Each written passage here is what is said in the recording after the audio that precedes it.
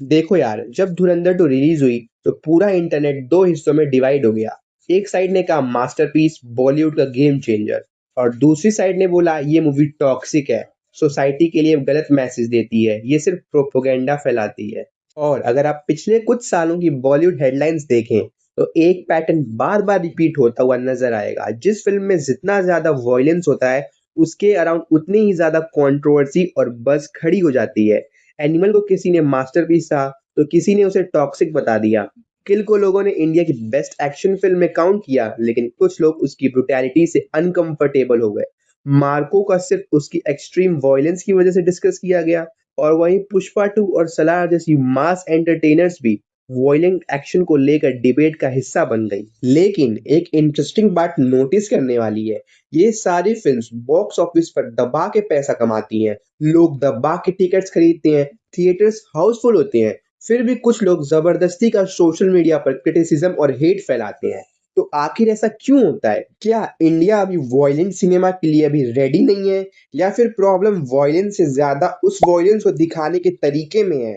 आज इसी सवाल के जवाब फैक्ट्स, एग्जाम्पल्स और ऑडियंस साइकोलॉजी के थ्रू समझने की कोशिश करेंगे। सबसे पहले एक बात क्लियर करते हैं, वॉयलेंट सिनेमा इंडिया में कोई नई चीज नहीं है। अमिताभ बच्चन की एंग्री यंग मैन एरा से लेकर सनी देओल के एक्शन फेज तक बॉलीवुड हमेशा से एक्शन और वॉयलेंस दिखाता आया है। डिफरेंस सिर्फ इतना है कि पहले वॉयलेंस लिमिटेड था, आज की फिल्म्स उससे ज्यादा रियलिस्टिक, रॉ और ब्रूटल तरीके से प्रेजेंट करती हैं। बेटर वीएफएक्स, रियलिस्टिक चियोग्राफी और एडवांस फिल्म मेकिंग की वजह से हर पंच और हर फाइट ज्यादा इंटेंस फील होती है। इसी चेंज ने ऑडियंस को भी दो ग्रुप में डिवाइड कर दिया है। एक ग्रुप मानता है कि सिनेमा को रियलिटी दिखानी चाहिए, और दूसरी तरफ लोग कहते हैं कि सिनेमा के कुछ लिमिट्स होने चाहिए, और यहीं से कंट्रोवर्सी और हेट शुरू होता है। सबसे पहला और सबसे इम्पोर्टेंट रीजन, वॉयलेंस और ग्लोरिफिकेशन के बीच का डिफरेंस। देखिए, किसी भी फिल्म में वॉयलेंस दिखाना और सेलिब्रेट करना दोनों अलग चीजें हैं।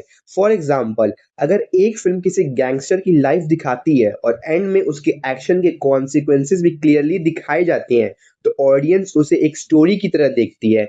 लेकिन अगर किसी कैरेक्टर को इतना स्टाइलिश, पावरफुल और लार्जर देन लाइफ बना दिया जाए कि लोग उसे वॉयलेंट बिहेवियर को कूल समझने लगे, तो डिबेट शुरू हो जाता है। इसी पॉइंट पर एनिमल को लेकर सबसे ज्यादा डिस्कशन हुआ था।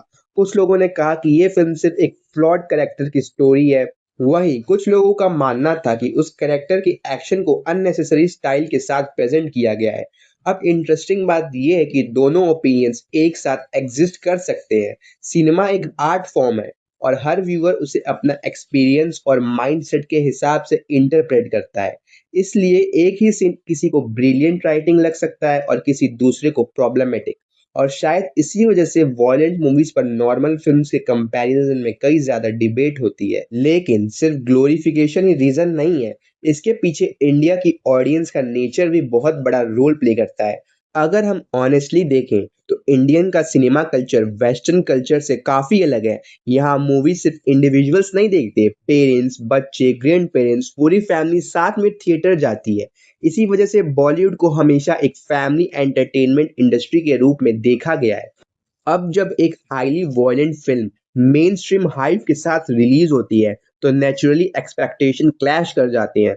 कुछ लोग उसे मैच्योर सिनेमा मानकर अप्रिशिएट करते हैं, और कुछ लोग कहते हैं कि ऐसे फिल्म्स को इतना मेन स्ट्रीम पुश नहीं मिलना चाहिए।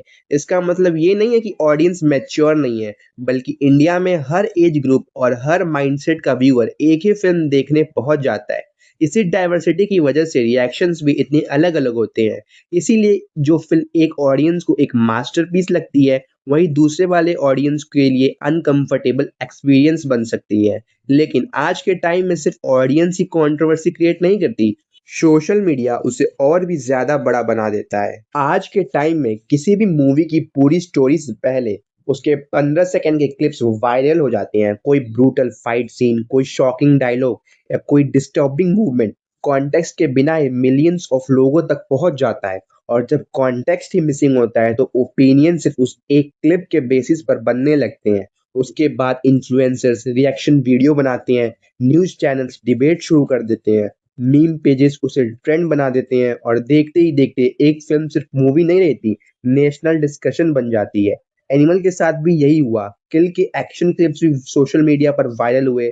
मार्को को भी लोगों ने उसकी ब्रुटैलिटी के शॉर्ट क्लिप्स की वजह से जज किया और यही सेम चीज धुरंधर फ्रेंचाइज के साथ भी हुई। अब आते हैं शायद इस वीडियो के सबसे कंट्रोवर्शियल पॉइंट पर।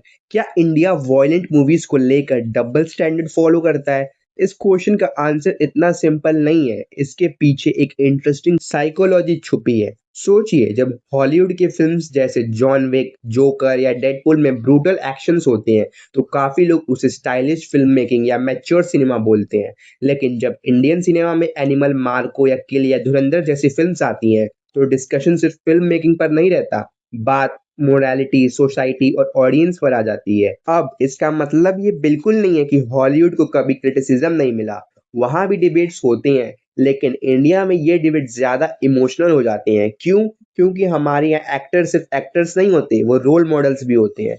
करोड़ों लोग उन्हें फॉलो करते हैं, उनके डायलॉग्स वायरल हो जाते हैं, उनका hair style, dressing style, attitude सब कॉपी किया जाता है। इसी वजह से जब कोई सुपरस्टार एक वॉयलेंट या मोरली ग्रे कैरेक्टर प्ले करता है तो कुछ लोग नेचुरली कंसर्न एक्सप्रेस करते हैं। दूसरी तरफ एक ऑडियंस ऐसी भी हो जाती है जो कहती है कि एक्टर और कैरेक्टर में डिफरेंस समझना भी जरूरी है। अगर एक एक्टर विलेन का रोल प्ले करता है तो इसका मतलब ये नहीं है कि फिल्म उसके एक्शन को सपोर्ट कर रही है। और सच कहूं तो दोनों साइड्स की बात में लॉजिक है। सिनेमा को क्रिएटिव फ्रीडम भी चाहिए, लेकिन ऑडियंस को अपनी ओपिनियन रखने का भी पूरा हक है। इसी बैलेंस की वजह से हर वॉयलेंट फिल्म रिलीज के बाद डिबेट में आना शुरू हो जाती है। लेकिन अब सबसे बड़ा मिथ तोड़ते हैं। क्या सिर्फ वॉयलेंस किसी फिल्म को ब्लॉकबस्टर बना सकती है? अगर वॉयलेंस ही सक्सेस का फॉर्मूला होता तो हर वॉयलेंट फिल्म 1000 करोड़ कमा लेती। रियलिटी उससे काफी अलग है। एनिमल सिर्फ एक्शन की वजह से सक्सेसफुल नहीं हुई। फिल्म के फादर सन रिलेशनशिप, इमोशनल कॉन्फ्लिक्ट और रणवीर कपूर के परफॉर्मेंस ने लोगों को एंगेज किया। यही सेम चीज धुरंधर फ्रेंचाइज के साथ भी हुई। रणवीर सिंह की कमाल की परफॉर्मेंस, फेवरेट स्टार कास्ट और एक रियल लाइफ इंसिडेंट पे बेस्ड कमाल की स्टोरी टेलिंग। किल मूवी की तारीफ इसलिए नहीं हुई क्योंकि उसमें खून खराबा था। लोग उसकी realistic action, geography, tight screen पे और फास्ट पेसिंग को अप्रिशिएट कर रहे थे। इसलिए मूवी ने ठीक ठाक कलेक्शन किया बॉक्स ऑफिस पे। वहीं अब बात करें सलार मूवी की, तो सलार में भी एक्शन था। फिल्म ने एक मैसिव वर्ल्ड क्रिएट किया, कैरेक्टर स्टेबलाइज किए और इमोशनल स्टेक्स बिल्ड किए।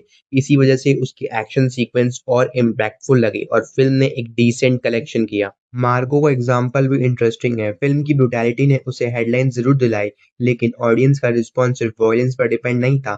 जहां कुछ लोग ने उसकी बोल्ड फिल्म मेकिंग की तारीफ की, वहीं कुछ व्यूअर्स को लगा कि एक्सट्रीम वॉयलेंस हर किसी के देखने की बस की बात नहीं है। अब बात करें पुष्पा 2 की, तो पुष्पा राज का कैरेक्टर, उसके एटीट्यूड, डायलॉग्स, म्यूजिक और इमोशनल जर्नी भी उतनी ही इम्पोर्टेंट थी फिल्म के लिए। इसीलिए पुष्पा 2 भी एक मैसिव हिट बन पाई।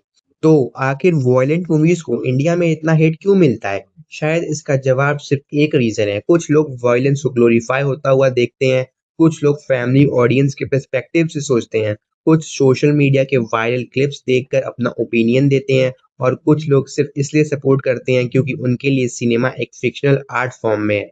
एक फिल्म किसी के लिए सिनेमैटिक मास्टरपीस हो सकती है और किसी के लिए अनकंफर्टेबल एक्सपीरियंस। और शायद इसी वजह से वॉयलेंट फिल्म्स पर डिस्कशन कभी खत्म नहीं होता। लेकिन एक बात तो क्लियर है, इंडियन ऑडियंस अब पहले से ज्यादा मैच्योर और डाइवर्स हो चुकी है। आज लोग सिर्फ हीरो और विलेन की सिंपल स्टोरीज नहीं देखना चाहते, वो layered characters, morally grey world और रियलिस्टिक कॉन्फ्लिक्ट्स भी एक्सप्लोर करना चाहते हैं। इसीलिए वॉयलेंट सिनेमा इंडिया में खत्म नहीं होगा। हाँ, उसके अराउंड डिबेट जरूर चलती रहेगी। अब मैं आपसे जानना चाहता हूँ, आपके हिसाब से प्रॉब्लम वॉयलेंट मूवीज है या उन्हें प्रेजेंट करने का तरीका? और क्या इंडिया मैच्योर सिनेमा को कम्प्लीटली एक्सेप्ट करने के लिए रेडी है या नहीं? अपना ओपिनियन कमेंट में जरूर बताना। अगर वीडियो पसंद आई हो तो लाइक करो, शेयर करो और चैनल को सब्सक्राइब करना मत भूलना। मैं मिलता हूँ आपसे नेक्स्ट वीडियो में, तब तक के लिए टेक केयर, बाय बाय।